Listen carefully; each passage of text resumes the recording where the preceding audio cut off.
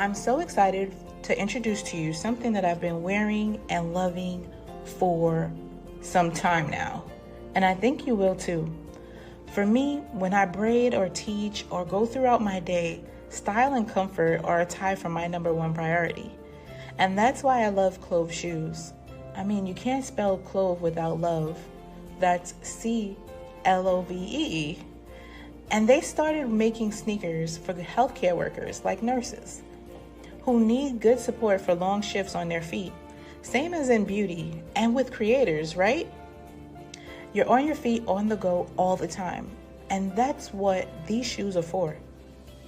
They're also waterproof and they wipe clean, so there's no worries about spills or stains from any products you use. And on top of that, they're super cute. And there's so many colors for you to choose from, so it'll go with any look you have. I'd love for you to try a pair, so I've got an offer code for you.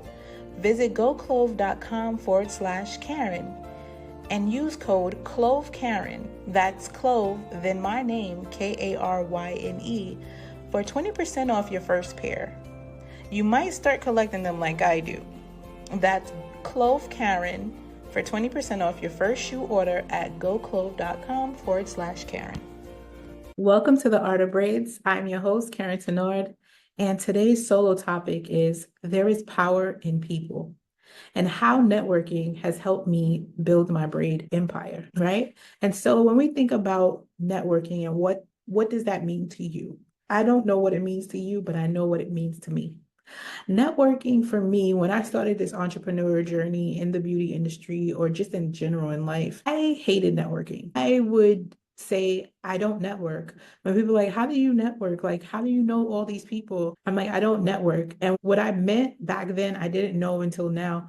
I don't network in the sense of how everybody else networks. A lot of people go up to people and say, what do you do? And how, like, what you do can serve me. And I don't do it like that. Like, I would go in, and if spirit leads me to a specific person, if we have something relatable, if there's like a connection, that's when, like, I'll network, I'll exchange contact information. If I'm like, oh, we have something in common, like this is a genuine and natural and organic conversation. And that's how I network. But if I want to like work with someone, I will reach out to them via email, DM, or anything like that. But when it's a genuine event and it's like a networking mixer or something like that, I usually just go there. And if I walk away with one person or two people, that's a goal for me, because you want to make sure that you lead with not what you can do, but who are you? Start with the character. And so I'm gonna just go dive deep into the conversation and how you can get your network to actually help you grow in whatever you're trying to create. Okay, so one, people before pitch, right? Understand that there is a person behind every brand that you work with. When you're trying to create something long-term, it is very important to learn about the person itself. Who are you working with? Establish the connection prior. This helps build trust. You build your trust, and through trust forms a relationship. And through relationships, it fosters collaboration in the future. It's a long game.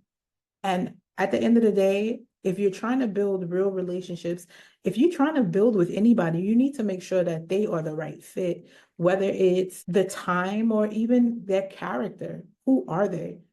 Do they have integrity? Do they share the same values as you? Those are the things that you need to learn before you try to get in bed with anybody. Second, lessons in the listening. A lot of people, when you're listening to them, you can hear a lot of the lessons. For example, one of my long-term friends now, like close friend, best friend, right? I met her through just going on a photo shoot with somebody else for another organization. Like, we just connected. We started speaking about God and all of the beautiful things that's happening. And it was just like organic. It wasn't like, girl, I see what you doing, let's work on. No. It was more of like, yo, we bonded off of not trauma, but more of how good God was. And for me, that was everything. And that was confirmation that I was on the right path, or this person aligns with me and my core values, right? And so when it comes to number two, which is lessons in the listening, you want to listen to who you're talking to, right? If you ask a question, observe what can you get out of what they're talking about. When people tell their stories, it's not just to tell. Are you learning from any of the things that they're talking about? If not, what was the point of having the conversation? Being active in listening is being present, like being very engulfed in what the person is saying to you, how they live their life, what journey they've gone through, being very intentional, but also being very present when you're having a conversation and getting to know someone. Yeah. And it's very important to hear what shared values that you can learn from a particular person before you think about opportunities that might arrive. How can you learn from the things that they've done on their journey that can probably assist you? For number three, network into net worth. How can our organic conversations lead to, in the future, mentorships, referrals, opportunities, and partnerships? You never know what one little conversation in passing can do in the future. And so when it comes to nurturing, you're not going to get everything all the time. And so it's important to, even if you want to do something with someone and they can't right now, do not burn that bridge. Do not burn that bridge. Like, if you are genuinely trying to connect with an individual, a brand, or anyone, get to know the person. Again, there is a person behind every brand. There is a team behind every brand. And so when you nurture those relationships, they in turn nurture you. And so that is how I've been able to grow as a brand in the community and globally. And the long-term benefits of community over clout is that you gain credibility in your craft, in the industry, and amongst people in general. And word of mouth travels fast. So if you are a crummy person, if you do bad business, it will spread like wildfire.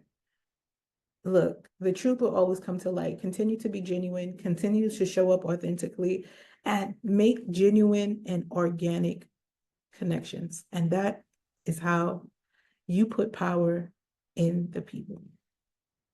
Until next time, I will be right here on the Art of Braids. I'm your girl, Karyne, and I will see you next time.